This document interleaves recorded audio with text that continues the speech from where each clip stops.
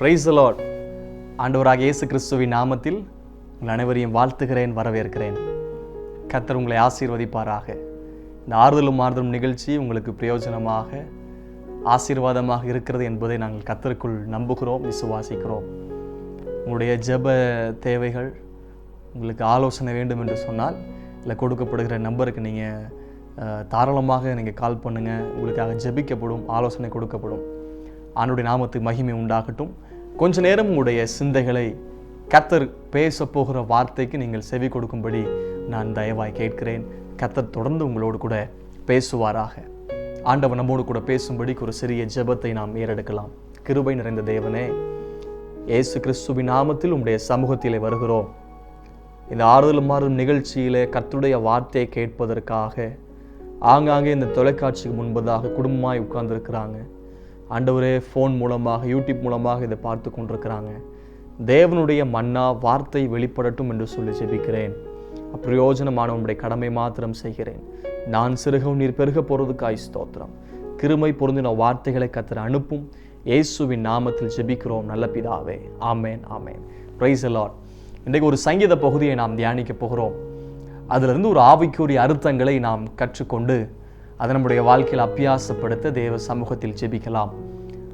பரிசுத்த வேதாகமத்தில் சங்கீதம் 45 சங்கீதம் உடைய கரத்தில் பரிசுத்த வேதாகம் இருக்கும் என்று சொன்னால் let's turn your Bible to the book of Psalm number 45. 45 சங்கீதத்துக்கு நேராய் திருப்புவோம். அவருடைய தலைப்பை நான் வாசிக்கிறேன். சோசானிம் என்னும் வாத்தியத்திலே வாசிக்க கோராகின் புத்திரர் உள்ள ராகத் தலைவனுக்கு ஒப்புவிக்கப்பட்ட நேசப்பாட்டாகிய சங்கீதம். அதனுடைய முதல் வசனம், என் இருதயம் நல்ல விசேஷத்தினால் பொங்குகிறது. நான் ராஜாவை குறித்து பாடின கவியை சொல்லுகிறேன். என் நாவு விரைவாய் எழுதுகிறவனுடைய எழுத்தாணி. ஆண்டுடைய நாமத்துக்கு மகிமை, ஸ்தோத்திரம், கனம் உண்டாகட்டும். 45 சங்கீதம் பொதுவாய் திருமண வீடுகளில் வாசிப்பாங்க, கல்யாண வீடுகளில் வாசிப்பாங்க. பொதுவாய் ஆவிக்குரிய திருமணங்கள் நடக்கிற போது இந்த கிறிஸ்தவ திருமண வீடுகள் முந்தின நாள் இரவு வீட்டு கூட்டங்கள் நடத்துவாங்க, ஆசீர்வாத ஸ்தோத்திர கூட்டம். அதில் கூட இந்த சங்கீதத்தை பொதுவாய் வாசிப்பாங்க. குறிப்பாக மணவாட்டி உடைய பெண் வீட்டில் இந்த வசனங்களை வாசிப்பாங்க. அது பயங்கர ரிலேட்டிவாக இருக்கும், மணவாட்டிக்கு பேசப்படுகிற வார்த்தைகள். இந்த சங்கீதம் சாலமோன் ராஜா பாடியிருக்கலாம் என்று சொல்கிறாங்க. நேசத்துக்குரியவங்க அதிகமாக இருந்தாங்க, அந்த நேச பாடலை பாடினாங்க என்று சொல்லி. ஆண்டுடைய நாமத்து மகிமை உண்டாகட்டும். இந்த சோசானிம் என்னும் வாத்தியத்தில், சோசானிம் என்கிற ஒரு இன்ஸ்ட்ருமெண்ட். சோசானிம் குறித்து என்ன சொல்கிறாங்க அப்படின்னா, சோசானிம் என்னும் லீலி புஷ்ப வடிவத்தில் உள்ள நேரான எக்காலம் போன்ற ஒரு இசைக்கருவி. சோசானிம் அந்த வார்த்தையுடைய அர்த்தம் வெண்ணிற லீலி புஷ்பம். லீலி புஷ்பத்தை போல நீளமாக எக்காலம் போன்று இசைக்கக்கூடிய ஒரு இசைக்கருவி தான் சோசானிம் என்று சொல்கிறாங்க. இதே வாத்தியத்தில் வேறு 2 சங்கீதங்கள் கூட வாசித்து பாடப்பட்டிருந்தது. சங்கீதம் 69 சங்கீதமும் 80 சங்கீதம் பார்க்கும்போது அந்த தலைப்பில் கூட சோசானிம் என்னும் வாத்தியத்தில் வாசிக்கப்பட்ட சங்கீதம் என்று சொல்லப்பட்டிருக்கும். சங்கீதம் 69, 80. இந்த சோசானிம் என்று சொன்னால் வெண்ணிற லீலி புஷ்பம். இந்த லீலி புஷ்பத்தை போல நீளமாக இருக்கும் எக்காலத்தை போன்ற ஒரு இசைக்கருவி. பொதுவாக ஆண்டுடைய நாமத்தை உயர்த்துவதற்கு இசைக்கருவிகள் எல்லாம் பயன்படுத்தி நாங்கள் தம்புவோடும் யாழோடும் வீணையோடும் சுரமண்டலத்தோடும் எல்லாம் கர்த்தரை துதித்தாங்க. ஆண்டுடைய நாமத்தை மகிமைப்படுத்த இசைக்கருவிகள் எல்லாம் பயன்படுத்தினாங்க. ஆண்டுடைய நாமத்து மகிமை உண்டாகட்டும். பொதுவாக இந்த சங்கீதத்தில் 2 பகுதியாக மிக முக்கியமாக பிரித்து படிக்கலாம். இந்த சங்கீதத்தை அப்படியே நம்ம 2 பகுதியாக பிரித்தோம்னா, ஒரு பகுதி மணவாளனை குறித்து பேசப்படுகிறது, அப்படி என்றால் ராஜாவை குறித்து. அதான் இந்த சங்கீதத்தில் முதல் வசனம் சொல்லப்படுகிறது, என் இருதயம் நல்ல விசேஷத்தினால் பொங்குகிறது. நான் ராஜாவை குறித்து பாடின கவியை சொல்லுகிறேன். பாருங்க, ராஜாவை குறித்து. நாம் இதில் ஆவிக்குரிய அர்த்தங்களை நாம் கற்றுக்கொள்ள போகிறோம். ராஜா நம்முடைய ஆண்டவர், ராஜாதி ராஜா, யூதருக்கு ராஜா பிறந்திருக்கிறார் என்கிற செய்தி வருகிறது. பொதுவாக இந்த உலகத்தில் அநேக ராஜாக்கள் இருக்கிறாங்க. ராஜாக்களின் காலம் என்று சொல்லி வேதத்தில் இருக்கிறது. முதல் ராஜா சவுல் 2வது ராஜா, தாவீது 3வது ராஜா, சாலமோன், இப்படி ராஜாக்களின் காலம் இருக்கிறது. அந்த நாட்களில் ராஜாக்கள் அரசாட்சி பண்ணி கொண்டிருந்தாங்க. இந்த காலகட்டத்திலையும் கூட அநேக தேசத்தை ராஜாக்களுடைய ஆளுகை நடந்து கொண்டிருக்கிறது. ஆனால் ஆண்டவர் இயேசு கிறிஸ்துவை குறித்து பார்க்கும்போது he is a king of king, ராஜாக்களுக்கெல்லாம் ராஜா. ஆண்டவர் இயேசு கிறிஸ்து பிறக்கும் போது பாருங்க, யூதருக்கு ராஜா பிறந்திருக்கிறார். இயேசு கிறிஸ்து பிறக்கும் போதே ராஜாவாய் பிறந்தவர் இயேசு கிறிஸ்து. ஏரோது கலங்குறான். அவன் இந்த செய்தி கேட்டபோது கலங்கி விட்டான். ஏன் கலங்குறான்னா, ஏரோதுக்கு அப்புறம் பையன் தான் இளவரசனா ராஜா வரணும். யாருடா அப்படி? என்னுடைய பையன் வருகிற பதவியில வேற யாரு வர்றா? அப்படி எப்படியாவது அழிக்கணும்ங்கிற ஒரு திட்டத்தை எடுக்கிறான். இந்த நகரம் கலங்கி போய் விட்டது. ஏரோது கலங்கினான். காரணம் என்ன தெரியுமா? ராஜா பிறந்திருக்கிறார். இயேசு கிறிஸ்து பிறக்கும் போது ராஜாவாய் பிறந்தவர். பிறக்கும் போது யாரும் ராஜாவை பிறப்பதில்லை. இயேசு கிறிஸ்து மரிக்கும் போது பாருங்க, அந்த சிலுவை மேல அந்த போர்டு எழுதியிருந்தாங்க, யூதருக்கு ராஜா என்று சொல்லி. பயங்கரமான தவறான குற்றச்சாட்டுல இவர் மேல சாட்டினாங்க. இவர் தன்னைத்தானே ராஜான்னு சொல்றாரு, யூதருக்கு ராஜான்னு சொல்றாரு. ஆம், இயேசு கிறிஸ்து இந்த உலகத்தில் வாழ்ந்த நாட்களில் ராஜாவாய் அவர் வாழ்ந்தார். இயேசு கிறிஸ்து பாருங்க, பவானியா இந்த ஓசனா என்று சொல்லி பாடிக்கொண்டு வந்தாங்க. எருசலேமுக்குள் வரும்போது, பவானியா வீட்டில் இருக்கும் போது, உன்னதத்தில் ஓசன்னா, தாவீதின் குமாரனுக்கு ஓசன்னா, ராஜா என்று சொல்லி அவரை பாடிக்கொண்டு வந்தார்கள். ராஜாவா இருந்தார். இயேசு கிறிஸ்து மீண்டும் வரப்போகிறார். எப்படி வரப்போகிறார் தெரியுமா?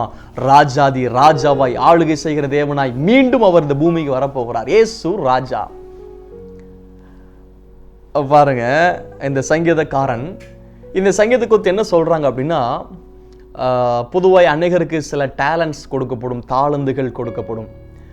இசை வாசிக்கிற தாளந்து, கவிதை எழுதுகிற தாளந்து, விளையாட்டு, அப்புறம் கிரியேட்டிவ் மைண்ட், டிராயிங், கலரிங், இப்படிப்பட்ட பயங்கரமான வித்தியாசமான தாளந்துகளை கர்த்தர் ஒவ்வொருவருக்கும் கொடுத்து ஒவ்வொருவரையும் உருவாக்கியிருக்கிறார். இதுல இந்த சங்கீதம் எழுதினவருக்கு கவிதை நயம், கவிதை எழுதக்கூடிய ஒரு தாளந்து, ஒரு கிஃப்ட் இவருக்கு இருக்குது.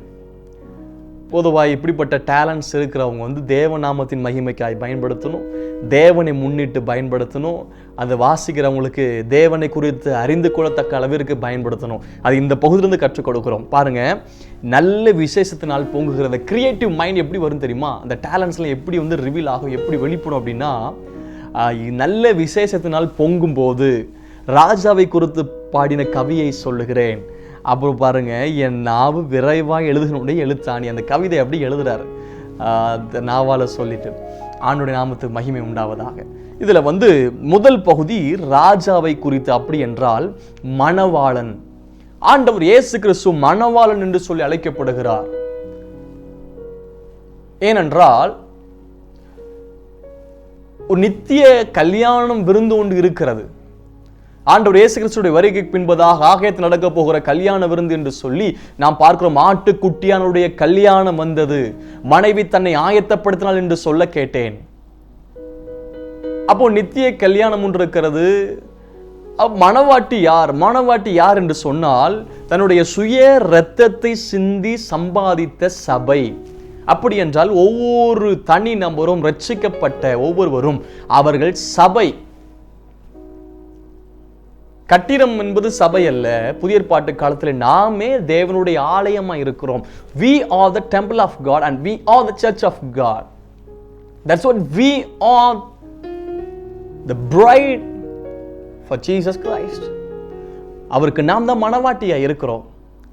அப்போ மணவாளன் இயேசு கிறிஸ்து, மணவாட்டி நாம், ரட்சிக்கப்பட்ட ஜனங்கள் சபை.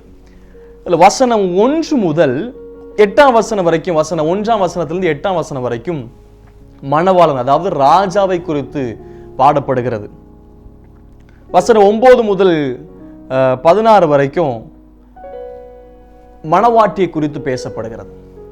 பரலோக ராஜ்யத்தை குறித்து ஆண்டவர் பேசும்போது 10 கன்னிகைகளுக்கு ஒப்பிட்டு ஒரு உவமையை சொல்றார். பரலோக ராஜ்யம் ஒரு திருமண வீட்டுக்கு ஒப்பனையாய் சொல்லப்படுகிறது. மத்த 25ஆம் அதிகாரத்தில் 10 கன்னிகைகள் குறித்து போடப்படுகிறது. அதில் 5 கன்னிகைகள் புத்தி உள்ளவங்க, 5 கன்னிகைகள் புத்தி இல்லாதவர்கள் என்று சொல்லப்படுகிறது. என்ன இருந்தது? தீவட்டி இருந்தது, ஆயத்தத்தோடு இருந்தாங்க. கொஞ்சம் வர தாமதமான போது தூங்கி கொண்டாங்க. அதில் ஒருத்தவங்களுக்கு எண்ணெய் கம்மியாக இருந்தது, எண்ணெய் இல்லை. ராஜா வருகிறார், மணவாள் வருகிறார் என்கிற சத்தம் கேட்கும் போது எல்லாம் எந்திரிச்சாங்க. அதில் 5 பேர் தங்களுடைய தீவிட்டு எடுத்து எண்ணெய் ஊற்றி விளக்கு பற்ற வச்சாங்க. 5 பேருக்கு எண்ணெய் இல்லை. போய் கேட்குறாங்க, கொஞ்சம் கொடுங்க, விற்கிற இடத்துல போய் வாங்கி கொள்ளுங்கன்னு சொல்லும் போது அவங்க போனாங்க. பாருங்க, மணவாள் வந்தார், கதவு அடைக்கப்பட்டு விட்டது. இது காலம் ஆண்டவர் இயேசு கிறிஸ்துவின் வருகைக்காக ஆயத்தப்படுகிற காலம். தேவநாமத்து மகிமை உண்டாகட்டும். இந்த செய்தியுடைய சாராம்சம் என்னவென்று சொன்னால், மணவாட்டி ஆயத்தப்பட வேண்டும். ஒரு மணவாட்டியின் ஆயத்தம், வருகைக்கு ஆயத்தமா? நித்திய கல்யாணத்துக்காக ஆயத்தமா? ஒரு உடன்படிக்கை பண்ணி கொண்டு போயிருக்கிறார். தம்முடைய ஜனத்தை சேர்ப்பேன், நான் உங்களுக்காக ஒரு ஸ்தலத்தை ஆயத்தம் பண்ணி கொண்டிருக்கிறேன், நான் மீண்டும் வருவேன் என்கிற ஒரு உடன்படிக்கை தன்னுடைய ரத்தத்தை சிந்தி சம்பாதித்திருக்கிறார். ஒரு மணவாளன், நம் மணவாட்டிகள். காலங்கள், சமயங்கள், ஒவ்வொரு காரியங்களும் அடையாளங்களை பார்க்கும்போது ஆண்டவர் இயேசு கிறிஸ்துவின் வருகையை குறித்து இருக்கிறது. கடைசி காலத்தை குறித்து இருக்கிறது. வேதனைகளுக்கு ஆரம்பமாக இருக்கிறது. இயேசு கிறிஸ்து சீக்கிரம் வரப்போகிறார் என்கிற சத்தியம் நிறைவேறப் போகிறது என்று தான் நமக்கு அது புரிகிறது. ஆண்டவர் இயேசு கிறிஸ்து வரப்போகிறார். மணவாட்டி ஆயத்தமா?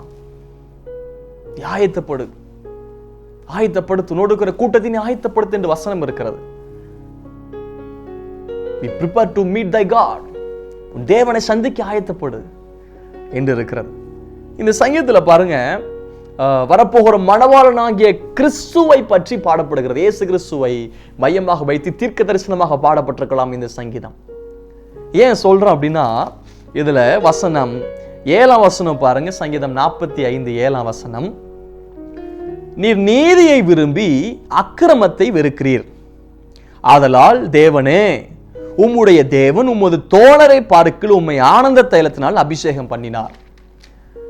வசனம் 8, தந்தத்தினால் செய்த அரண்மனையிலிருந்து புறப்படுகையில் நீர் மகிழும்படி உமது வசனம் எல்லாம் வெள்ளை புழு வாசனை பொருந்தியதாய் இருக்கிறது. இதே வசனத்தை எங்க பார்க்க முடியும் அப்படின்னா, எபிரேயர் 1ஆம் அதிகாரம் 8ஆம் வசனம் 9ஆம் வசனம். எபிரேயர் 1ஆம் அதிகாரம் 8ஆம் வசனம் 9ஆம் வசனம் பாருங்க. குமாரனை நோக்கி, தேவனே உம்முடைய சிங்காசனம் என்றென்றைக்கும் உள்ளது, உம்முடைய ராஜ்யத்தின் செங்கோல் நீதி உள்ள செங்கோலாய் இருக்கிறது. நீர் நீதியை விரும்பி அக்கிரமத்தை வெறுக்கிறீர், ஆதலால் தேவனே உம்முடைய தேவன் உமது தோழரை பார்க்கிலும் உம்மை ஆனந்த தைலத்தால் அபிஷேகம் பண்ணினார் என்றும். இந்த சங்கீதத்தில் சொல்லப்பட்ட இந்த வார்த்தை வசனம் எபிரேய நிருபத்தில் இந்த வார்த்தையில் எழுதப்பட்டிருக்கிறது. அப்படி என்றால் இது வரப்போகிற மணவாளனாக இயேசு கிறிஸ்துவை குறித்து எழுதப்பட்டிருக்கிறது அல்லவா என்பதை கற்றுக்கொள்ளுகிறோம். மணவாளன் யார்? இந்த சங்கீதத்தில் எப்படி இந்த கவிஞர் மணவாளனை விளக்கி எழுதுகிறார்? முக்கியமான ஒரு காரியத்தை கற்றுக்கொள்ள போறோம். அதுக்கு முன்பதாக மணவாளன் யார்? 45ஆம் சங்கீதம் வசனம் 1ஆம் வசனம் 2ஆம் வசனத்தை பாருங்க. என் இருதயம் நல்ல விசேஷத்தினால் பொங்குகிறது, நான் ராஜாவை குறித்து பாடின கவியை சொல்லுகிறேன். நான் விரைவா எழுதனுடைய எழுத்தாணி, எல்லா மனுபுத்தரிலும் நீர் மகா சௌந்தரியம் உள்ளவர், உம்முடைய உதடுகளில் அருள் பொழிகிறது, ஆகையால் தேவனே உம்மை என்றென்றைக்கும் ஆசீர்வதிக்கிறார். வசனம் 1-2 பார்க்கும்போது இந்த மணவாளன் யார் என்று எப்படி வர்ணிக்கிறார் தெரியுமா? மணவாளன் அழகு படைத்தவர். Beauty God is all together beauty. பூரண அழகுள்ளவர். ஒரு அருமையான பழைய பாடல் உண்டு. புராண அழகுள்ளவரே பூவில் எந்தன் வாழ்க்கை நீரே, நீரே போதும் வேறே வேண்டாம் எந்த நண்பர் இயேசுவே. ஆண்டவர் இயேசு பூரண அழகுள்ளவர், பூரண சௌந்தரியம் உள்ளவர். சாரோனின் ரோஜா, லீலி புஷ்பம், பள்ளத்தாக்கின் லீலி, அழகில் சிறந்தவர், வெண்மையின் சிவப்புமானவர், தலைமயிரில் சுருள் சுருளானவர். இப்படி எல்லாம் பல காரியங்கள் வேதத்தில் அவருடைய அழகை வர்ணித்து எழுதப்பட்டிருக்கிற ராஜா எப்படிப்பட்டவர்?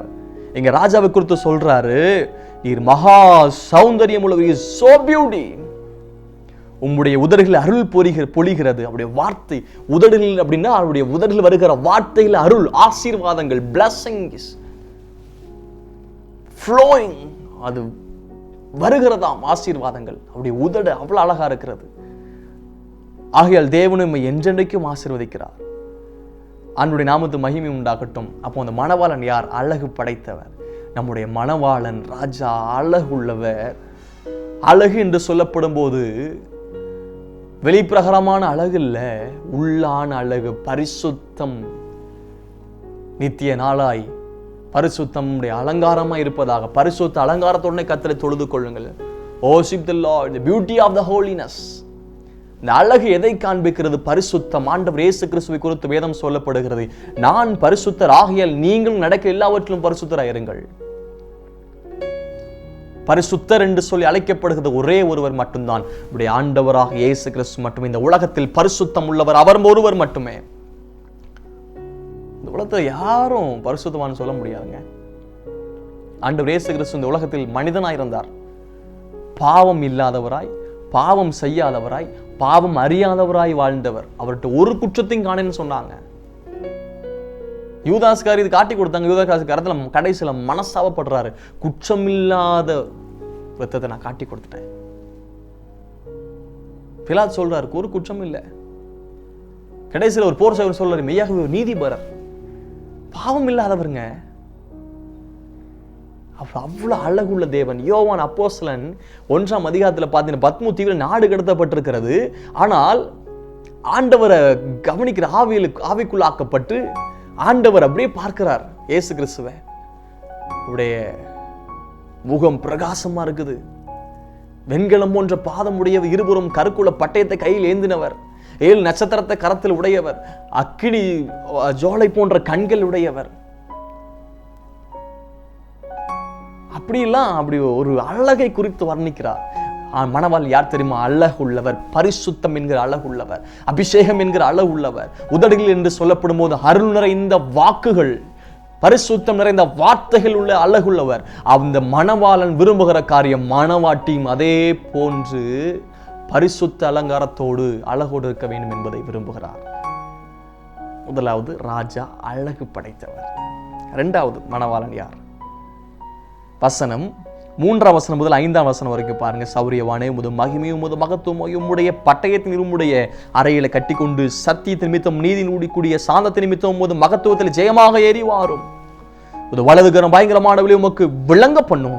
உம்முடைய அம்புகள் கூர்மையானவர்களும் அவைகள் ராஜாவுடைய சத்துருக்கள் இதயத்திற்குள் பாயும், ஜனசலங்களும் உமக்கு கீழே விழுவார்கள். இதெல்லாம் பார்க்கும்போது அவர் யார் என்றால் ஒரு பொட்டன்சியல் உள்ளவர்.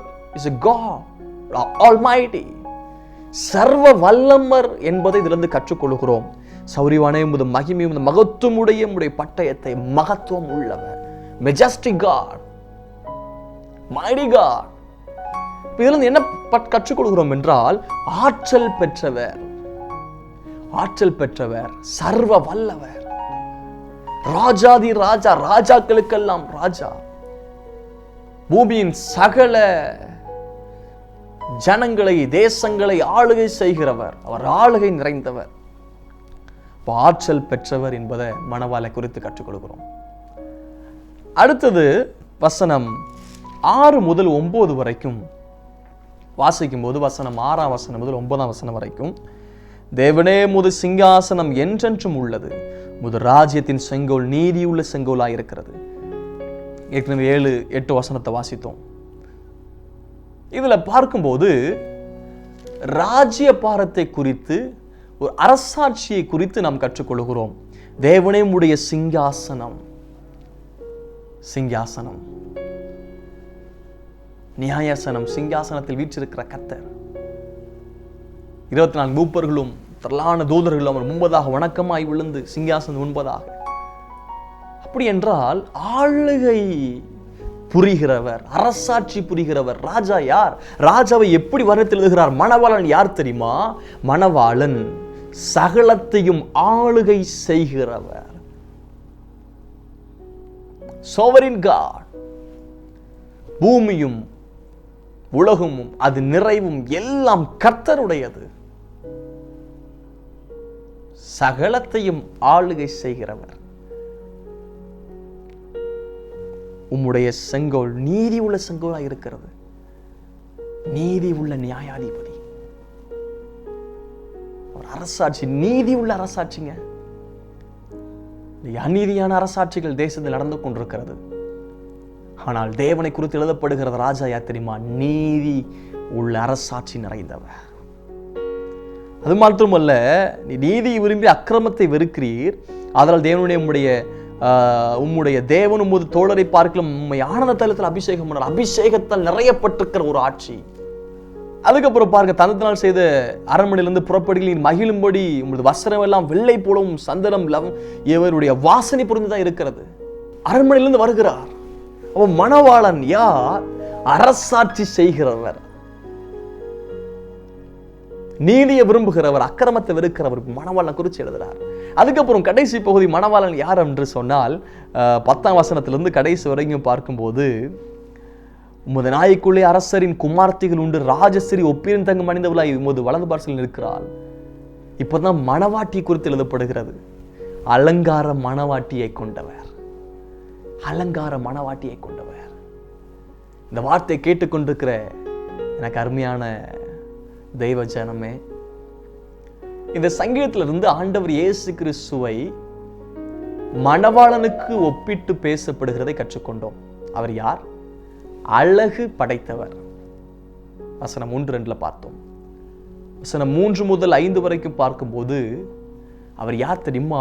ஆற்றல் பெற்றவர். அழகு படைத்தவர் மட்டுமல்ல, ஆற்றல் பெற்றவர்.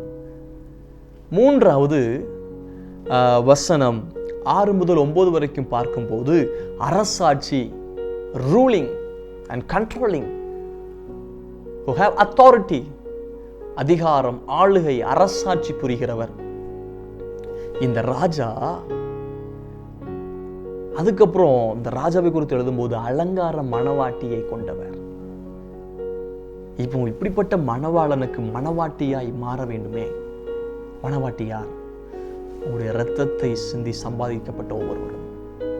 ஆதாம் தனிமையா இருப்பது நல்லதல்ல, அவனுக்கு ஏற்ற துணையை உண்டாக்க வேண்டும் என்று சொல்லி, மனுஷன் தனிமையா இருக்கக்கூடாது என்று சொல்லி ஆண்டவர் நியமித்து, actually marriage designed by God, designed by God. இது கர்த்தரால் உருவாக்கப்பட்டது. எப்படின்னா, அவனுக்கு ஒரு 5 நித்திரையை கொடுத்து அவருடைய விழா எலும்பு ஒன்றை எடுத்து அதில் ஒரு மனுஷியை உருவாக்கினார், ஏவாளை உருவாக்கினார். ஆதாமுடைய விழா எலும்பிலிருந்து ஒன்று உருவப்பட்டு ஸ்திரீயாய் மணவாட்டியை உருவாக்கப்பட்டது போல் அப்படி ஆண்டவர் இயேசு கிறிஸ்து சிலுவையில் இருக்கும்போது அப்படி விழாவில் குத்துனாங்க, தண்ணீரும் ரத்தமும் பீரிட்டு பாய்ந்தது. அதனுடைய அர்த்தம் என்ன தெரியுமா? சரீரத்தில் வேற ரத்தம் இல்லை, தண்ணீர் கடைசியில் வருகிறது, தண்ணீர் ரத்தமும். அந்த கடைசி சொட்டு ரத்தத்தில் வரைக்கும் இந்த ரத்தம் சிந்தி சம்பாதிக்கப்பட்டது தான் ஆவிக்குரிய சபை. அதுதான் ஒவ்வொரு தேவ ஜனங்கள், சுத்திகரிக்கப்பட்ட தேவ ஜனம். இவர்களை தான் அவர் மணவாட்டி என்று சொல்லுகிறார். புத்தி உள்ள ஸ்திரீ மணவாட்டியாய் மாறுவோம். இப்ப இந்த மணவாட்டி மணவாளனோடு எதிர்கொண்டு போக மணவாட்டி ஆயத்தமாகணும். அந்த ஆயத்தம் தான் செய்தி. மணவாளன் என்ன பண்றாருன்னா, அடுத்த வசனம் பாருங்க, 10ஆம் வசனம். குமார்த்தியை கேள், நீ உன் செவியை சாய்த்து சிந்தித்துக்கொள், உன் ஜனத்தையும் உன் தகப்பன் வீட்டையும் மறந்து விடு, அப்பொழுது ராஜா உன் அழகில் பிரியப்படுவார். ராஜாவை குறித்து பார்த்தோம், ரொம்ப அழகுள்ளவர். ஆனா அந்த ராஜா அழகுள்ள மணவாட்டியை தேடிக்கொண்டிருக்கிற ராஜா உன் அழகில் பிரியப்படுவார். பரிசுத்த அழகில்லை என்றால், அபிஷேக அழகில்லை என்று சொன்னால் எப்படி ராஜா பிரியப்பட முடியும்? அவர் உன் ஆண்டவர், அவரை பணிந்து கொள். 15ஆம் வசனம், அவர்கள் மகிழ்ச்சியோடு களிப்போடு வந்து ராஜ அரண்மனைக்குள் பிரவேசிப்பார்கள். ஆண்டவர் இயேசு கிறிஸ்து வரப்போகிறார். நமக்கு ஒரு ஸ்தலத்தை ஆயத்தம் பண்ணி கொண்டிருக்கிறார், ஒரு அரண்மனை, பரலோக ராஜ்யம். அதற்குள் மகிழ்ச்சியோடு அரண்மனைக்குள் பிரவேசிக்கிற நாட்கள் வரப்போகிறது. அதற்காக மணவாளன் அழகுள்ள, தனக்கு பிரியப்படத்தக்களவிற்கு ஒரு மணவாட்டியை தேடிக்கொண்டிருக்கிறார். அப்ப எப்படி ஆயத்தப்படணும்? மிக முக்கியமான ஒரு 3 காரியத்தை நான் உங்களுக்கு சொல்லுகிறேன். வசனம் 10ஆம் வசனம். குமாரத்தியே கேள், oh listen my daughter, oh listen my child of God. குமாரத்தியே என்று சொன்னால் இங்க மணவாட்டியை குறிக்கிறது, மணவாட்டியை குறிக்கிறது. குமாரத்தியை கேள். ஆவியானவர் சபைக்கு சொல்கிறதை காதுள்ளவன் கேட்க கடவன். செவியை சாய்த்து, லீதியான் உள்ளம் திறக்கப்படுவது போல் இன்னைக்கு செவி திறக்கப்படட்டும். செவியை சாய்த்து கேள்.